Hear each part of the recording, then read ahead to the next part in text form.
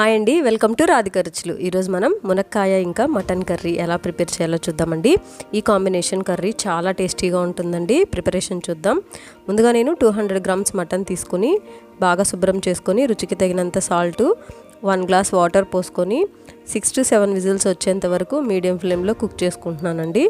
ఇప్పుడు వేరొక బాండిల్ పెట్టుకొని అందులోకి 3 టేబుల్ స్పూన్స్ ఆయిల్ యాడ్ చేసుకొని చెక్క, లవంగాలు ఇంకా 2 మీడియం సైజ్ ఉల్లిపాయ ముక్కల్ని ఇలా సన్నగా కట్ చేసుకొని ఫ్రై చేసుకోవాలండి. లైట్గా సాల్ట్ స్ప్రింకిల్ చేసుకొని ఫ్రై చేసుకోండి. ఉల్లిపాయ ముక్కలు తొందరగా వేగిపోతాయి. ఇలా ఉల్లిపాయ ముక్కలు వేగిపోయిన తర్వాత ఇందులోకి 2 టేబుల్ స్పూన్ల అల్లం వెల్లుల్లి పేస్ట్ వేసుకొని పచ్చివాసన పోయేంత వరకు ఫ్రై చేసుకోవాలండి.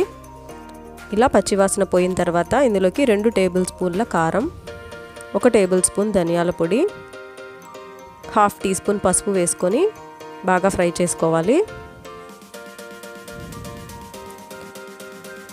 ఇవన్నీ బాగా కలుపుకున్న తర్వాత ఇందులోకి మునక్కాడలు కట్ చేసి వేసుకోవాలండి. నేను ఇక్కడ 4 మునక్కాడలని ఇలా పొడవుగా కట్ చేసి వేసుకుంటున్నాను. ఇప్పుడు ఇందులోకి 2 మీడియం సైజు టమాటా ముక్కల్ని సన్నగా కట్ చేసి వేసుకొని బాగా ఫ్రై చేసుకోవాలండి.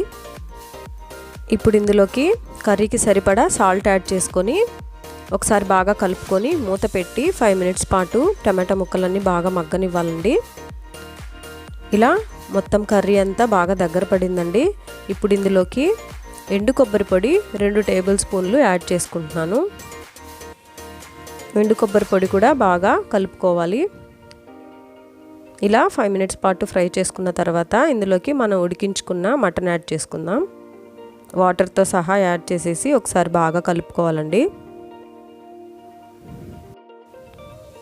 ఇప్పుడు ఇందులోకి 1 గ్లాసు వాటర్ యాడ్ చేసుకొని ఒకసారి కలుపుకొని మూత పెట్టి 10 మినిట్స్ పాటు మీడియం ఫ్లేమ్లో ఉడికించుకోవాలండి. 10 మినిట్స్ తర్వాత ఇందులోకి 1/2 టేబుల్ స్పూన్ గరం మసాలా, సన్నగా తరిగిన కొత్తిమీర వేసుకొని కలుపుకోవాలి. ఇలా ఒకసారి కలుపుకొని మూత పెట్టి మరొక 2 నిమిషాల పాటు ఉడికించుకుంటే మునక్కాయ మటన్ కర్రీ రెడీ అయిపోతుందండి. చూడండి, ఆయిల్ అంతా పైకి తేలింది కదా, కర్రీ రెడీ అయిపోయింది. సర్వ్ చేసేసుకోవడమే. రైస్లోకి ఇంకా చపాతీలోకి చాలా అంటే చాలా టేస్టీగా ఉంటుందండి. ఇప్పటివరకు ఎవరైనా ట్రై చేయకుండా ఉంటే తప్పకుండా ట్రై చేయండి. అలాగే ఈ రెసిపీ మీకు నచ్చినట్లయితే లైక్ చేయండి, ఫ్రెండ్స్ అండ్ ఫ్యామిలీకి షేర్ చేయండి.